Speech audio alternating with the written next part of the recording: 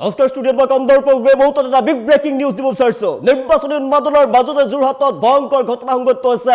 ভয়ংকৰ বিস্ফোৰণত দুগৰাকীকৈ লোকৰ মৃত্যু হোৱাৰ খবৰ আহি পৰিছে আৰু আহত হৈ পৰিছে আন দুগৰাকী লোক। ঘটনাৰ পিছতে হাহাকাৰ লাগিছে চাৰিওফালে। কেনেদৰে বিস্ফোৰণ সংঘটিত হৈছে, কি বিস্ফোৰণ হৈছে এতিয়ালৈকে জানিব পৰা হোৱা নাই। ঘটনাস্থলীত উপস্থিত হৈছে আৰক্ষীৰ দল। সবিস্তাৰ জনাইছোঁ মুহূৰ্তত বিগ ব্ৰেকিং এই মুহূৰ্তত জনাইছোঁ যোৰহাটত ভয়ংকৰ বিস্ফোৰণৰ ঘটনা। নিৰ্বাচনী উন্মাদনাৰ মাজতে যোৰহাটত ভয়ংকৰ ঘটনা সংঘটিত হৈছে আৰু ঘটনাৰ পিছতে চাৰিওফালে লাগিছে হাহাকাৰ। যোৰহাটৰ ৰজা মৈদাম নিউ কলনীৰ এটা ভাড়া ঘৰত প্ৰচণ্ড বিস্ফোৰণৰ শব্দ শুনিবলৈ পোৱা গৈছে। বিস্ফোৰণত থিতাতে কৰুণ ঘটনা নুৰ মহম্মদ আৰু পুত্ৰ মহম্মদ ইকবালৰ সৈতে ঘটনাক লৈ এতিয়া হাহাকাৰ লাগিছে চাৰিওফালে। সংকটজনক অৱস্থাত 8 বছৰীয়া কন্যা JMCHত ভৰ্তি কৰোৱা হৈছে বৰ্তমান কন্যাগৰাকীক। আৰু ভয়ংকৰ বিস্ফোৰণত খণ্ড বিখণ্ড হৈ পৰিছিলে প্ৰথমে লোকজন, তাৰ পিছতে পুত্ৰ মৃত্যু হোৱাৰ খবৰ আহি পৰিছে। এটা ডেম্পত সংঘটিত এই বিস্ফোৰণক লৈ তীব্ৰ চাঞ্চল্য বিৰাজ কৰিছে। চাৰিওফালে লাগিছে এতিয়া হাহাকাৰ। কেনেদৰে এই ঘটনা সংঘটিত হ'ল এতিয়ালৈকে জানিব পৰা হোৱা নাই। সমগ্ৰ ঘটনাক লৈ আৰক্ষী আৰম্ভ কৰিছে তদন্ত প্ৰক্ৰিয়া। ঘটনাস্থলীত বৰ্তমান আৰক্ষীৰ দল উপস্থিত হৈছে আৰু পৰিস্থিতি নিয়ন্ত্ৰণৰ চেষ্টা চলাইছে। ঘটনাৰ পিছতে উত্তপ্ত হৈ পৰা দেখিবলৈ পোৱা গৈছে। হাহাকাৰ লাগিছে ৰাজ্যৰ মাজত। আমি দৃশ্যাংশ দেখুৱাই আছো। নিৰ্বাচনী উন্মাদনা চলি আছে ৰাজ্যত আৰু নিৰ্বাচনী উন্মাদনাৰ মাজতেই যোৰহাটত ভয়ংকৰ ঘটনা। যোৰহাটৰ ৰজা মৈদাম নিউ কলনীৰ এটা ভাড়াঘৰত প্ৰচণ্ড বিস্ফোৰণৰ শব্দ। তাৰ পিছতে বিস্ফোৰণত থিতাতেই কৰুণ ঘটনা নুৰ মহম্মদৰ সৈতে আৰু প্ৰথমে নুৰ মহম্মদ আৰু তাৰ পিছতে পুত্ৰ মহম্মদ ইকবালৰ মৃত্যুৰ খবৰ আহি পৰিছে, নিহত হোৱাৰ খবৰ আহি পৰিছে। সংকটজনক অৱস্থাত 8 বছৰীয়া কন্যা JMCHত ভৰ্তি কৰোৱা হৈছে। যোৰহাট মেডিকেল কলেজ হাস্পতালত ভৰ্তি কৰোৱা হৈছে বৰ্তমান সংকটজনক অৱস্থাত। ভয়ংকৰ বিস্ফোৰণত খণ্ড বিখণ্ড হৈ পৰিছিলে প্ৰথমে লোকজনৰ মৃতদেহ। নুৰ মহম্মদ প্ৰথমে বিস্ফোৰণত খণ্ড বিখণ্ড হৈ পৰিছিলে, তাৰ পিছতেই পুত্ৰ ইকবালৰো মৃত্যু হোৱাৰ খবৰ আহি পৰিছে। এটা ডেম্পত সংঘটিত এই বিস্ফোৰণক লৈ তীব্ৰ চাঞ্চল্য বিৰাজ কৰিছে। হাহাকাৰ লাগিছে চাৰিওফালে। প্ৰথমে এটা ডাঙৰ শব্দ শুনিবলৈ পোৱা গৈছিলে, প্ৰচণ্ড শব্দ শুনিবলৈ পোৱা গৈছিলে আৰু কিহৰ শব্দ ৰাইজে অনুমান কৰিব পৰা নাছিলে, তাত ওচৰ চুবুৰীয়া অনুমান কৰিব পৰা নাছিলে। বিস্ফোৰণৰ শব্দ শুনিবলৈ পোৱা গৈছিলে। কিহৰ বিস্ফোৰণ এতিয়ালৈকে জানিব পৰা হোৱা নাই। তাত আৰক্ষী বাহিনীৰ দল উপস্থিত হৈছে, নিৰাপত্তা আৰক্ষীৰ দল উপস্থিত হৈছে। আৰক্ষীয়ে তদন্ত আৰম্ভ কৰিব, তাৰ পিছত জানিব পৰা যাব। ফৰেনচিকৰ দলে পৰীক্ষা নিৰীক্ষা চলাব, তাৰ পিছত জানিব পৰা যাব আচলতে বিস্ফোৰণ ক'ৰ পৰা সংঘটিত হৈছিল, কি বিস্ফোৰণ ঘটিছিল। চাৰিওফালে হাহাকাৰ লাগিছে, কৌতূহল দেখিবলৈ পোৱা গৈছে। কি বিস্ফোৰণ হ'ল এতিয়ালৈকে কিন্তু জানিব পৰা হোৱা নাই। কি বিস্ফোৰণ ঘটি এই ভয়ংকৰ ঘটনা সংঘটিত হৈছে এতিয়ালৈকে জানিব পৰা হোৱা নাই। ঘটনাৰ পিছতে হাহাকাৰ পৰিস্থিতিয়ে বিৰাজ কৰা দেখিবলৈ পোৱা গৈছে। ৰাজ্যত নিৰ্বাচনী উন্মাদনা অব্যাহত আছে। নিৰ্বাচনী উন্মাদনা চলি থকাৰ মাজতেই যোৰহাটত এই ভয়ংকৰ ঘটনা সংঘটিত হৈছে। ভয়ংকৰ বিস্ফোৰণত এতিয়া দুগৰাকীকৈ লোকৰ মৃত্যু হোৱাৰ খবৰ আহি পৰিছে আমাৰ হাতত আৰু আমি দৃশ্যাংশ দেখুৱাই আছো। ভয়ংকৰ ঘটনা সংঘটিত হৈছে। কি বিস্ফোৰণ হ'ল, কেনেদৰে এই ঘটনা সংঘটিত হ'ল এতিয়ালৈকে জানিব পৰা হোৱা নাই। ঘটনাস্থলীত আৰক্ষীয়ে তদন্ত প্ৰক্ৰিয়া আৰম্ভ কৰিছে। আৰক্ষীৰ তদন্তৰ পাছত জানিব পৰা যাব আচলতে কি বিস্ফোৰণ হৈছিল, কেনেকৈ এই ঘটনা সংঘটিত হ'বলৈ পালে। আমি দৃশ্যাংশ দেখুৱাই আছো। নিৰ্বাচনী উন্মাদনাৰ মাজতে যোৰহাটত ভয়ংকৰ ঘটনা। যোৰহাটৰ ৰজা মৈদাম নিউ কলনীৰ এটা ভাড়াঘৰত প্ৰচণ্ড বিস্ফোৰণৰ শব্দ। বিস্ফোৰণৰ শব্দ শুনি এতিয়া হাহাকাৰ লাগিছে চাৰিওফালে। ৰাইজে ওলাই আহিছে, আমি দৃশ্যাংশ দেখুৱাই আছো। কিন্তু কেনেদৰে বিস্ফোৰণৰ ঘটনা সংঘটিত হৈছে জানিব পৰা হোৱা নাই। আৰক্ষীয়ে তদন্ত আৰম্ভ কৰাৰ পিছত, আৰক্ষীয়ে তদন্ত শেষ কৰাৰ পিছত জানিব পৰা যাব তদন্তৰ পিছত আচলতে বিস্ফোৰণ কেনেদৰে হ'ল, কি বিস্ফোৰণ ঘটি এক ভয়ংকৰ ঘটনা সংঘটিত হৈছে। দুগৰাকীকৈ লোকৰ মৃত্যু হোৱাৰ খবৰ আহি পৰিছে। আমি জনাই আছো বিস্ফোৰণত কৰুণ ঘটনা নুৰ মহম্মদ আৰু পুত্ৰ মহম্মদ ইকবালৰ সৈতে আৰু সংকটজনক অৱস্থাত 8 বছৰীয়া কন্যাক যোৰহাট মেডিকেল কলেজ হাস্পতাল ভৰ্তি কৰোৱা হৈছে। সংকটজনক অৱস্থাত তেওঁক ভৰ্তি কৰোৱা হৈছে। ভয়ংকৰ বিস্ফোৰণত প্ৰথমে খণ্ড বিখণ্ড হৈ পৰিছিল নুৰ মহম্মদৰ মৃতদেহ, তাৰপিছতেই তেওঁৰ পুত্ৰৰো মৃত্যু হোৱাৰ খবৰ আহি পৰিছে। ডেম্পত সংঘটিত হৈছিল বিস্ফোৰণ। এটা ডেম্পত সংঘটিত হোৱা এই বিস্ফোৰণক লৈ তীব্ৰ চাঞ্চল্য বিৰাজ কৰা দেখিবলৈ পোৱা গৈছে আৰু সমগ্ৰ ঘটনাক লৈ আৰক্ষীয়ে ইতিমধ্যে আৰম্ভ কৰিছে তদন্ত প্ৰক্ৰিয়া। আৰক্ষীৰ তদন্তৰ পিছত জানিব পৰা যাব আচলতে বিস্ফোৰণ কেনেদৰে সংঘটিত হ'ল।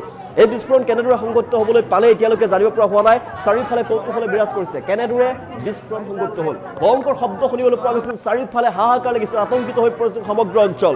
চাৰিওফালে লাগে হাহাকাৰ, তাৰপিছত ওলাই আহি দেখে কৰুণ ঘটনা সংঘটিত হৈছে দুগৰাকী লোকৰ সৈতে। এতিয়া কৰুণ ঘটনা, দুগৰাকীকৈ লোকৰ মৃত্যু হোৱাৰ খবৰ আহি পৰিছে আৰু সংকটজনক অৱস্থাত তেওঁলোকৰ আন এগৰাকী পৰিয়ালৰ আন এগৰাকী লোক। আমি দৃশ্যাংশ দেখুৱাইছোঁ নিৰ্বাচনী উন্মাদনাৰ মাজতেই যোৰহাটত ভয়ংকৰ ঘটনা, থিতাতেই কৰুণ ঘটনা নুৰ মহম্মদ আৰু পুত্ৰ মহম্মদ ইকবালৰ সৈতে এটা ডেম্পত সংঘটিত ঘটনাক লৈ উত্তপ্ত পৰিস্থিতি বিৰাজ কৰিছে। বৰ্তমান আৰক্ষী বাহিনীৰ দল উপস্থিত হৈছে। ফৰেনচিকৰ দলে যেতিয়া পৰীক্ষা নিৰীক্ষা কৰিব, আৰক্ষীৰ দলে যেতিয়া পৰীক্ষা নিৰীক্ষা কৰিব, তদন্ত কৰিব, তদন্তৰ পিছত জানিব পৰা যাব আচলতে ঘটনাটো কেনেদৰে সংঘটিত হ'বলৈ পালে, কি বিস্ফোৰণ হৈছিল। বিস্ফোৰণৰ শব্দ শুনিবলৈ পোৱা গৈছিল, প্ৰচণ্ড বিস্ফোৰণৰ শব্দ, তাৰ পিছতে লাগে হাহাকাৰ, চিটিকি পৰে যিগৰাকী নুৰ, আমি দৃশ্যাংশ নুৰ মহম্মদৰ মৃতদেহ চিটিকি পৰে। ভয়ংকৰ ঘটনা, আপুনি কল্পনা কৰিব নোৱাৰিব, অনুমান কৰক কিমান ভয়ংকৰ হ'ব পাৰে। হঠাৎ ভয়ংকৰ বিস্ফোৰণৰ শব্দ শুনিবলৈ পোৱা গৈছিল, তাৰ পিছতে ৰাইজে জানিব পাৰিছিলে চিটিকি পৰাৰ। তেওঁৰ সমগ্ৰ নুৰ মহম্মদৰ সমগ্ৰ শৰীৰ চিটিকি পৰে বিস্ফোৰণৰ শব্দ।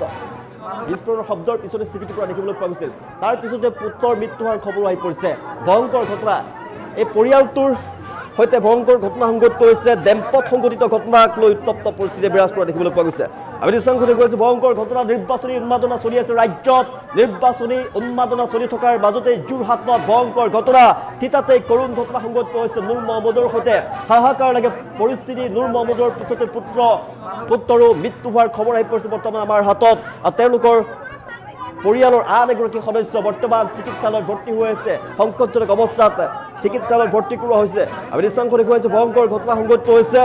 ঘটনাৰ পিছতেই এতিয়া হাহাকাৰ লাগিছে চাৰিওফালে। আচলতে ঘটনা কেনেদৰে সংঘটিত হ'বলৈ পালে, কি বিস্ফোৰণ ঘটি এই কৰুণ ঘটনা সংঘটিত হ'লে এতিয়ালৈকে জানিব পৰা হোৱা নাই। তাত আৰক্ষীৰ দল উপস্থিত হৈছে আৰু ফৰেনচিকৰ দলে যেতিয়া পৰীক্ষা নিৰীক্ষা কৰিব, এই পৰীক্ষাত জানিব পৰা যাব কেনেদৰে ঘটনা সংঘটিত হ'ল। নিহত শিশু আছিলে, শিশু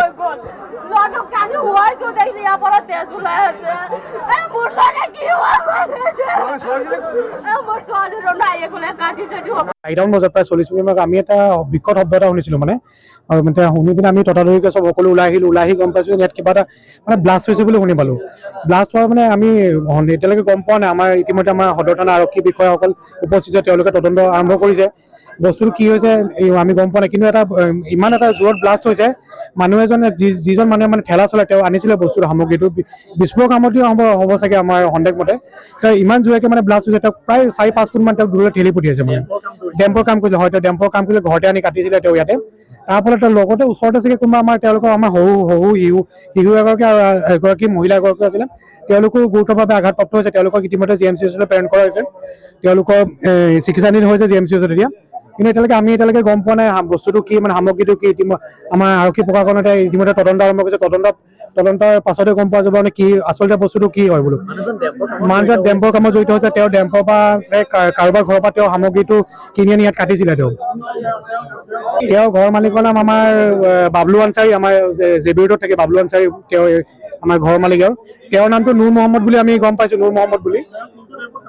তেওঁ কোনটো ডেম্পত কাম কৰিছে সেইটো কথাষাৰ গম পোৱা নাই বাৰু, কিন্তু এইটো ইমানখিনিয়ে গম পাইছে তেওঁ সামগ্ৰী এটা ক'ৰবাৰ পৰা আনিছিলে, কিন্তু তেওঁ ডেম্পৰ পৰা অনা নাই বস্তুটো। তেওঁ কাৰোবাৰ ঘৰৰ পৰা কিনি আনিছিলে, ইয়াত আনি কাটিছিলে। মানে কাটি পিনি ডেম্পত বা তাৰ ভিতৰত যিসকল ধৰক আত্মবিশ্বাস সামগ্ৰী যে লোহা বা কিবা আপোনাৰ তাম পিতল কিবা ওলালে সেইখিনি বিকিম বুলি ভাবিছে, কিন্তু তেনে অৱস্থাত তেওঁ সেইখিনি কৰিব নাপালে। তেওঁ ইতিমধ্যে তেওঁ ব্লাষ্ট হৈ পিনি তেওঁ মৃত্যু আকৌ ল'লে। তেওঁ ডেম্পটোৰ নামটো গম পোৱা নাই এতিয়ালৈকে, কোনটো ডেম্পত কাম কৰে। পাছত আপোনাৰ তদন্তৰ পাছত গম পোৱা যাব যে কোনটো ডেম্পত ডিস্টাৰ্ব কৰি আছে। এইটো বাহিৰত জনাব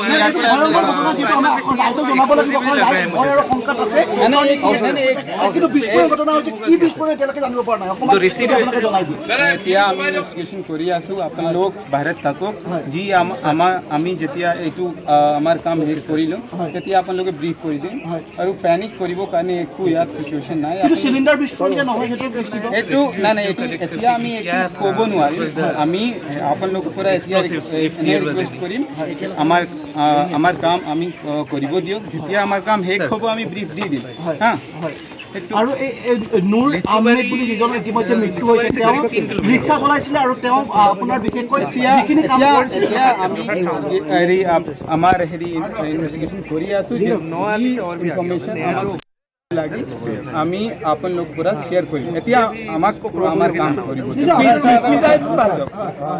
যাওক যাওক আপোনালোক হৈ গ'ল হৈ গ'লে আমাক কাম কৰিব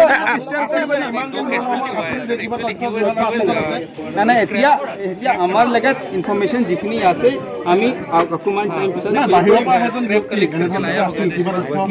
ভাড়াঘৰত যিহেতু তেখেত ভাড়াঘৰত আছিলে এতিয়া মানে এইবিলাক একো ইনফৰমেশ্যন আমাৰ লগত এতিয়া নাই আমি ইনফৰমেশ্যন গেদাৰ কৰি আছোঁ যি ইনফৰমেশ্যন আমাক শ্বেয়াৰ কৰিব লাগে আপোনালোকে আমি শ্বেয়াৰ কৰিম কিন্তু এতিয়া আমাক আমাৰ কাম কৰিব দিয়ক এইটো আমাৰ ক্ৰাইম চিন ভাত খাই অলপ পিছতে ঢাকাৰ গাঁও ওলাইছো মোৰ কি হৈ গ'ল ল'ৰাটোক কালি শুৱাইছো দেখিছো ইয়াৰ পৰা তেজ ওলাই আছে মোৰ ল'ৰা কি